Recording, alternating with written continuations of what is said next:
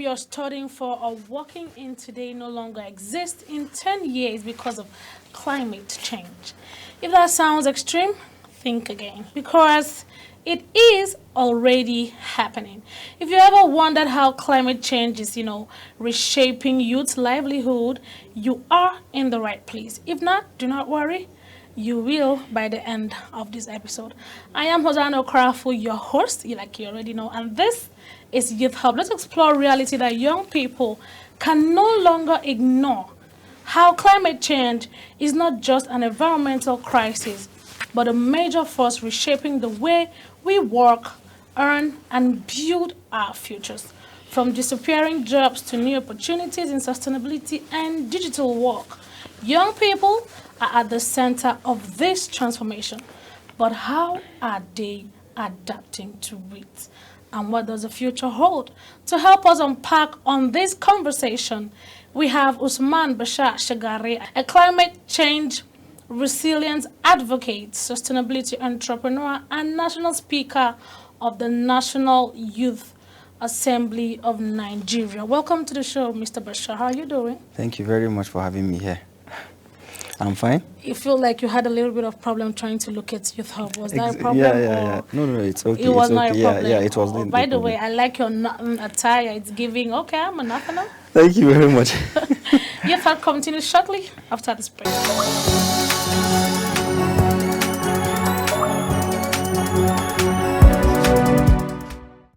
Are you ready to join the conversation shaping the future? This is Youth Hub, your go-to TV show where youth ideas and impact collide.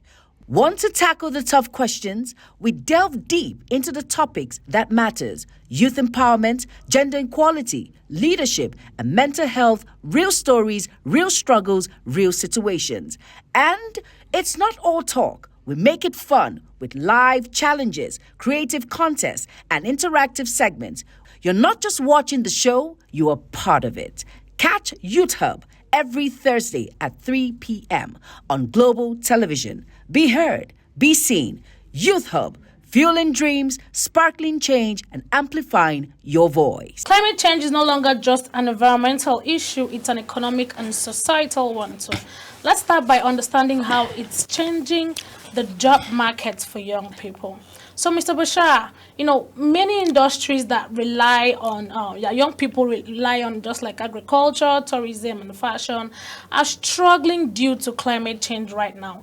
And in what ways do you think these industries are being forced out of their usual routine to adapt to climate change? Thank you very much. I think whenever we are talking about climate change or climate action, we have to understand the concept first, and then understand how it affects the people. Climate change is a global thing. It's affecting everyone, whether you are big, small, old, or young. Climate change is real, and it's affecting all of us. So the main thing is that before we can try to look at how it's affecting us, we have to understand the concept of the climate change, and we have to understand how it's directly or indirectly affects us. Climate change is, just like I told you, is among the most important topic that we should be focusing on now.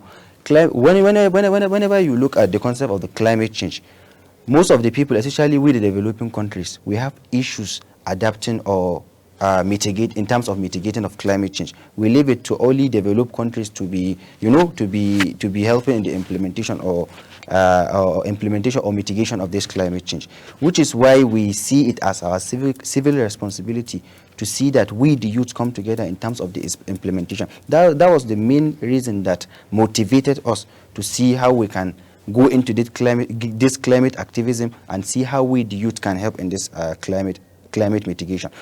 Climate change is real, like I said, and when we are talking about the mitigation, and we, the youth, for example, we all want our world to be safe for us, for our grandchildren, for our children, and others.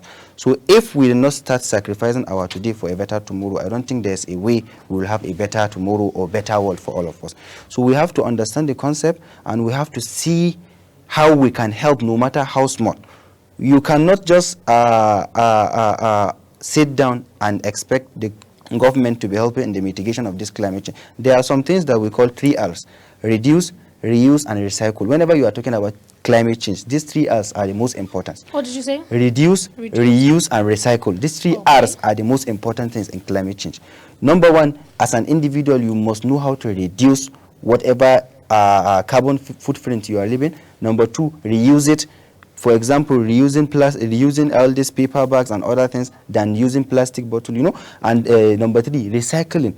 We have to know how to recycle what our waste to have a safer and a more productive environment. So if we as individuals can work on these 3 R's, I believe that we can start making impact small, gradually, when it comes to climate mitigation and climate action.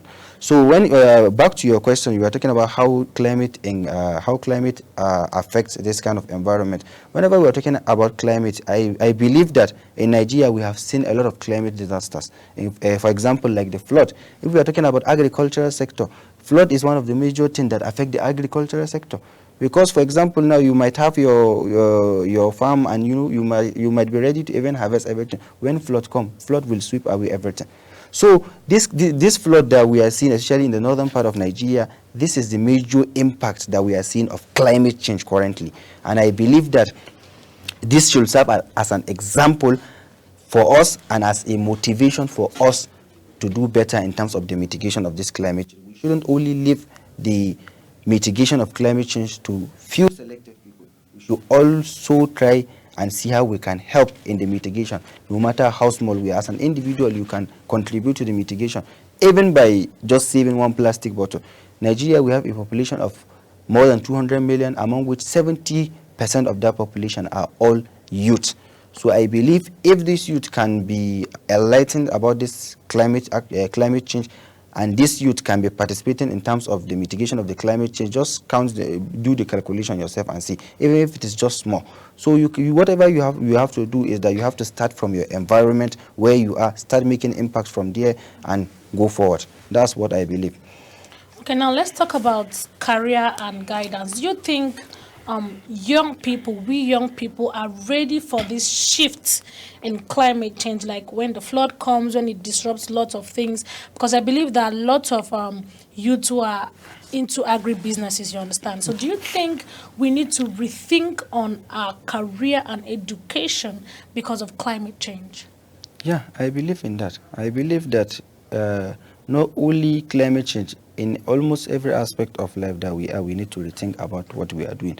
So in terms of climate change, of course, we need to rethink, and there's a need for enlightenment. There's need for people to understand the impacts and the threats that this climate change poses, so that we can know. If you don't know the impact of something, and if you don't know how this thing is going to affect you, for example, how are you going to be ready to it, or how are we going to try to adapt to it? So people need to understand this thing. People need to be enlightened about it. When it comes to, I always said, not only about the climate.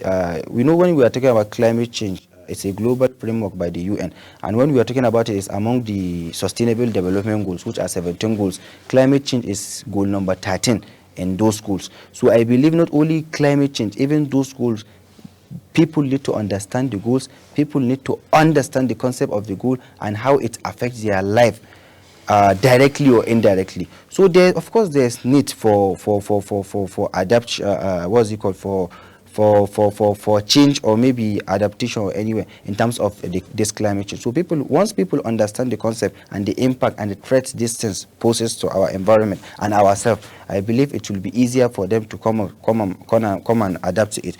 And secondly, whenever we're talking about climate change, just like I said, it's not something that we just leave it to the government to help in the implementation. Government are policy makers.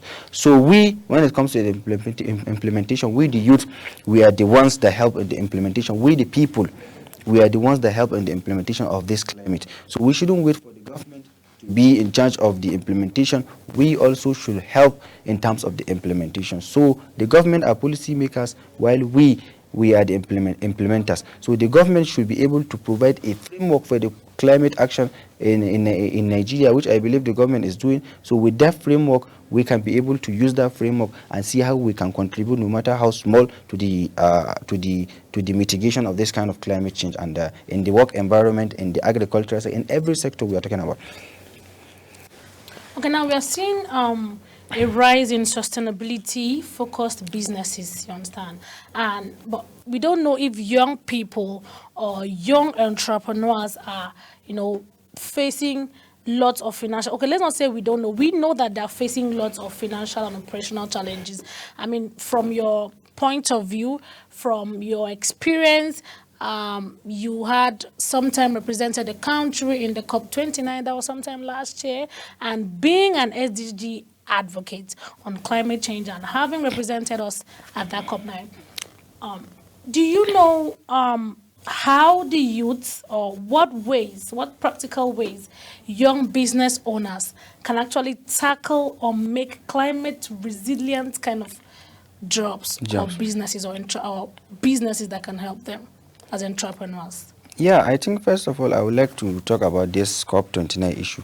Last year, the COP29 was held in Azerbaijan, Baku, with almost more than 150 countries in attendance. More than 100. This is something that was established during the Paris Agreement in 2015, where they came up with this COP, and more than 150 signatories were there. We have more than 150 countries. So ever since that 2015, every year they have what is called COP, which is Conference of Party, where all the parties come together, the countries come together to discuss climate financing, climate mitigation, and all other things about climate change. So like I said in my previous interview, the COP is a very, very good initiative brought by the United Nations, and we, the developing nations, are mostly the beneficiaries of this COP, because let me just explain to you. I'm trying to get there, because whenever you go to the COP, the main thing is about climate financing. And who are the financing going to? The developing nations. The developing nations normally make huge contributions, where they will pick this money and give it to the developing countries.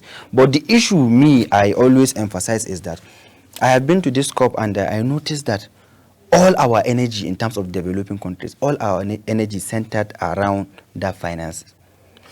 Financing, we are just there for the money. We are just there to talk about the financing. This is due to economic situations in the country? No. Just like I told you, when it comes to climate implementation, it's not only about one party or one person. No, it's a collective work.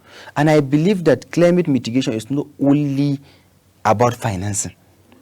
At that COP29, you can meet a lot of developers, a lot of businesses, a lot of countries that you can partner with in terms of helping with this mitigation. You can hear success stories from other countries. For example, country A you might be doing something in terms of climate mitigation, while country A, for example, has already done that maybe a few years ago. You might hear the way they did that in their country and exchange ideas.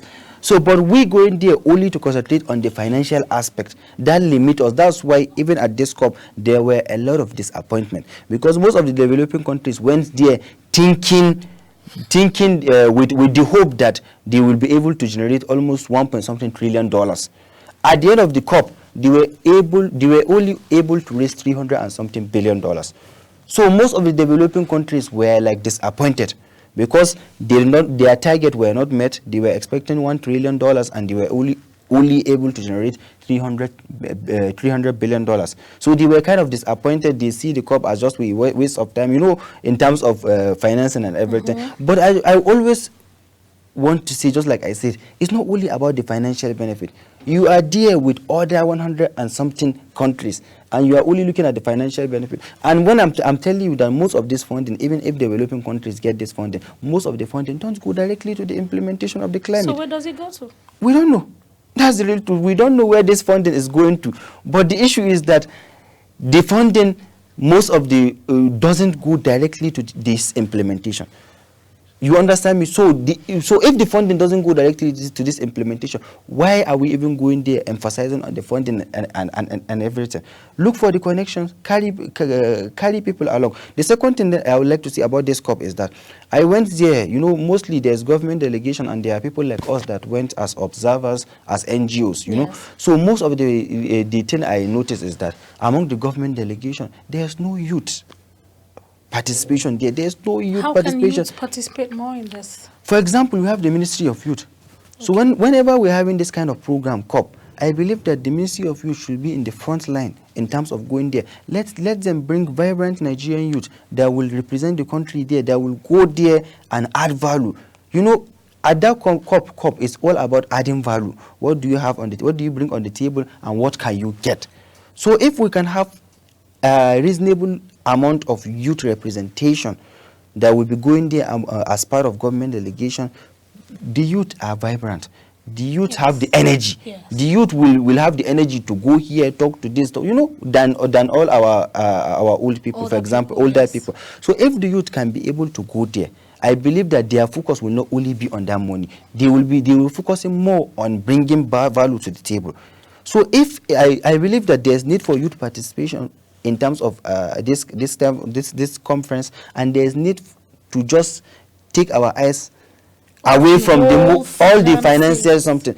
Of course, finances, you cannot achieve climate mitigation without financing, I believe. But what I'm saying is that we don't have to always depend on external funding to see that we implement this climate something. We can do it internally. We can use our finances that we have, our platforms that we have, to generate revenue and fight this climate change internally. So I believe those kind of programs are for engagement, connections, and all these kind of things in terms of this. Then secondly, you were asking how can the youth participate in this kind of things. Just like I said earlier, for example, the government are the policy makers.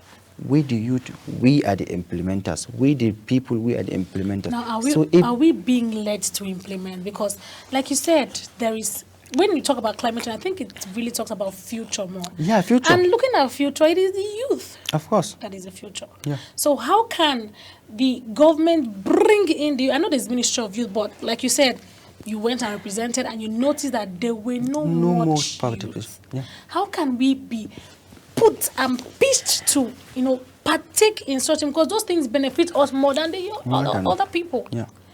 So how can that happen? So what I believe is that this is not only a job of the federal government. It should start from the state government.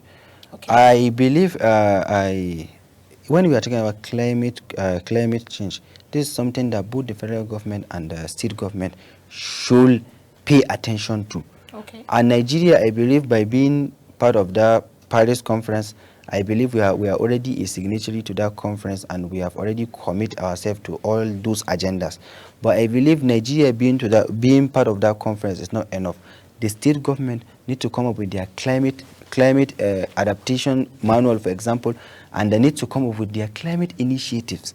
I was at a program. One guy was giving data and statistics. He said only 5 states in Nigeria have climate adaptation manual, for example. So I believe if all the states can have that manual as a policy, for example, as a document where this is what they will be doing in terms of the climate and in terms of the climate mitigation, I believe it will be much more easier to bring the people. They can start from the state than starting from the federal level. And during this COP, for example, not only the federal government, each state have the right to go there, showcase their distance. One nominee, or not even one, they can go with more than one. Who is going to fund them? They will fund it. We know now. So that one is not an issue. So they can go with more than one nominee, for example. Each state have the power to go there with their people, showcase what they have, look for investors, and come up with those kind of initiatives. So I believe if states have this kind of policies and manual, it will be much more easier when it comes to the implementation than only concentrating on the federal level to do everything. The states are more closer to the people than the federal government. So if the state can have this kind of manual adaptation and everything, I believe it will be much more easier. And secondly, both the state need to take it serious when it comes to climate. If most of the people are complaining that the states don't take this kind of issues serious. Each state, I believe, most of the states have what they call SA climate change or SAs. SDGs. They have it. But most of them, they are not active because maybe their governors don't take this issue serious. Or they don't see, it as a thing importance. exactly as important, a thing of importance. So if the governors start seeing this as a thing of importance, and they start seeing it as something that will add value, and they start seeing it as a threat to the people, I believe the government need to pay more attention to this kind of things and emphasize in terms of the area of implementation. If the government, state government, can take it serious, then I see no reason why all other people will not follow. They will take it serious, and the state government already have the platform, so they can use that platform to advocate for all these kind of things and to see how they can promote the implementation. If you go to all our respective states and you see the kind of things that happen, all these floods, they happen in the state. They happen at the state level. All these are what you call waste issues. They happen at the state. So if they can take this things serious and start even by controlling how waste is managed at the state, I believe that the state will be making much more impact. We have 36 states. If all these 36 states of the federation can do this, can take this serious and start managing their waste properly, and start enlightening the people about the impacts of this climate change, and also start, engaging people in the policy formation and implementation of all these kind of things, I believe that we'll achieve more results. Okay. Now, that's beautiful. Thank you for that enlightenment. Now, we digressed a bit from what we're talking about. Now, back to financial topic.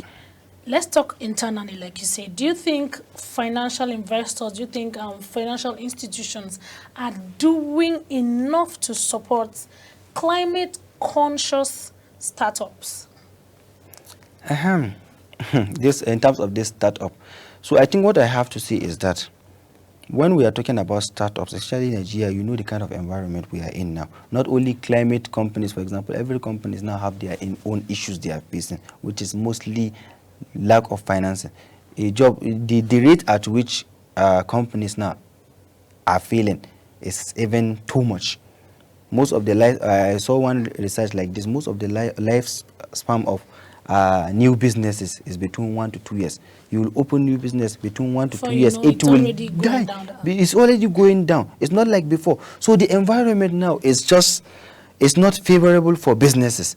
So I believe in terms of this climate focused businesses, I believe what I'm advising the government to do is that, or what I think will add more value is that we all know this climate companies that are coming up, and maybe if there will be a way, maybe government can be organizing maybe a pitch competition or something where all this kind of climate startup will come, pitch their startup, and the government or partners will see how they can look for financing for them to support them, and come up with to support them in terms of coming up with the company or something. I believe that one will add more value, because most of the issues companies are facing, like I said before, is the issue of funding.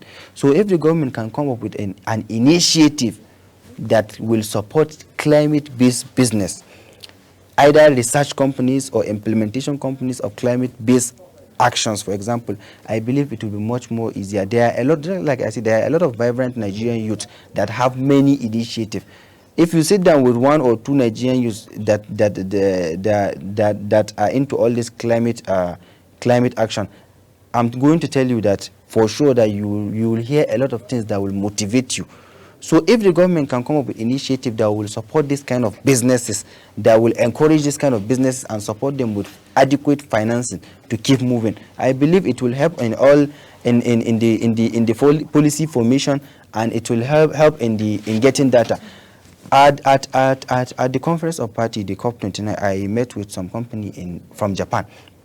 They have a simulator. They were showcasing how they manage flood even before it happened. They have a simulator, and one other company, they were showcasing how they use their waste management to generate electricity. You understand me? So these are kind of companies that start from small. If we have platform that support small company, I assure you that we can have companies that will be competing with those companies at Japan or other countries. So they need to support them from the grassroots level, so that by the time they get up, they will be able to add more value to the climate adaptation and all this climate change issue. So these are things that motivated me to see people and companies coming up with this initiative simulator to even monitor flood before it even appears. These are things that people sat down and came up with it. So if Nigeria will have a platform that will support people to be coming up with this kind of initiative, I believe we'll have a lot of climate-focused companies that are going to be doing excellently well. Okay, now quickly let's begin to wrap up, because I feel like you have so much to say about it. You know, because of this climate change, youths tend to migrate for better opportunities. What are some of the biggest challenges that, you know, climate displaced youth face when trying to rebuild their livelihoods?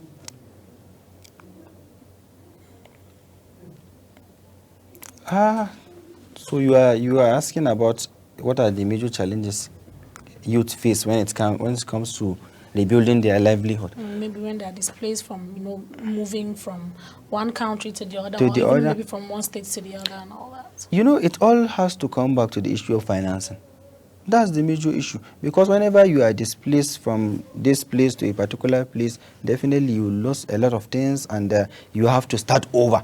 Which when it comes to starting over, you need financing. It's not so easy. It's not so easy, very difficult for people to start over and come up with initiative or ways that they can generate finance. So these are I believe finance is one of the major issues that youth are facing when it comes to starting over. So, but I also believe, just like I said, if there are good policies in place, I believe that those policies can even prevent these kind of things from even happening from the beginning. Talk less of talking about people being displaced, or or something. But in the case of people being displaced, for example, definitely there must be issues regarding the financing, and this financing will have to carry a lot of weight to them starting over and starting afresh.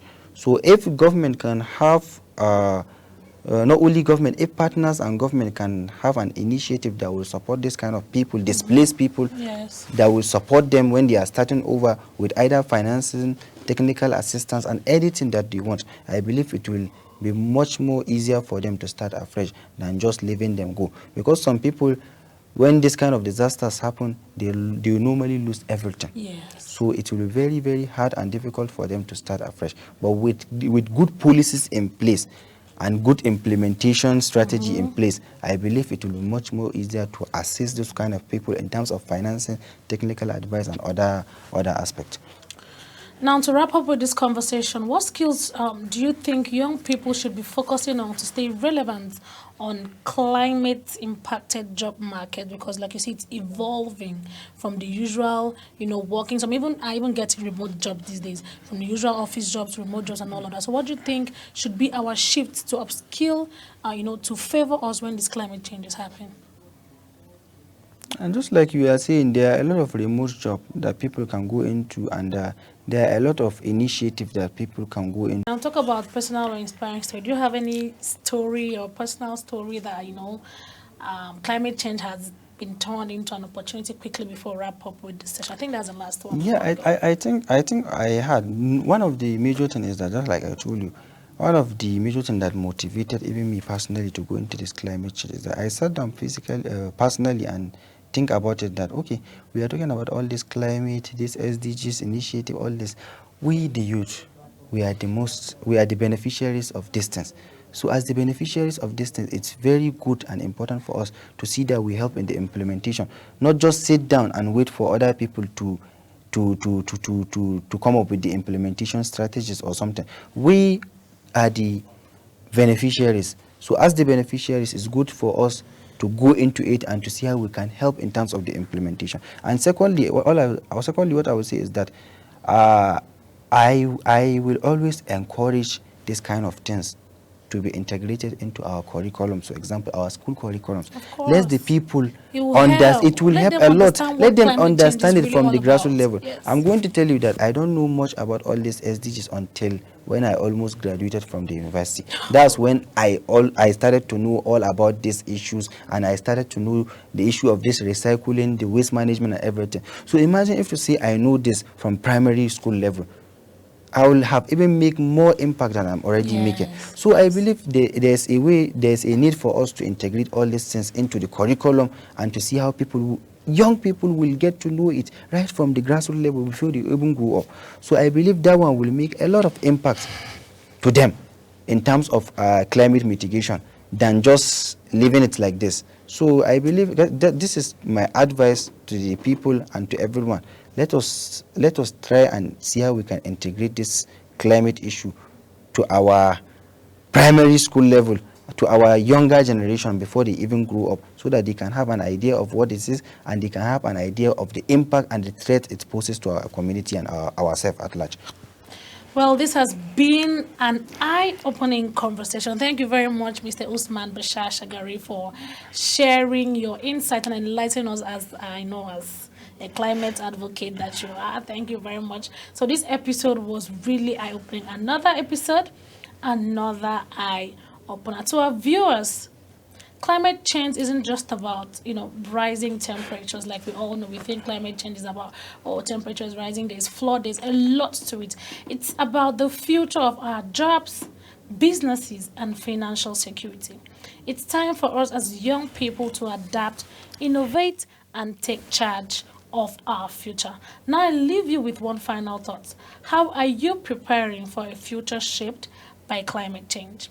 Let's keep the conversation going. Please comment below on our YouTube channel with hashtag Youth Hub and climate change. Just a quick reminder that Global Television can be watched in Nigeria and everywhere around the world. Just download the Global TV Nigeria mobile app for Android and iOS devices to watch Global Television real time from anywhere around the world. Download, stay connected, and catch me every time, anytime on Youth Hub. Until next time, I am your host, Hosanna Crawford, and this has been Youth Hub. Bye for now.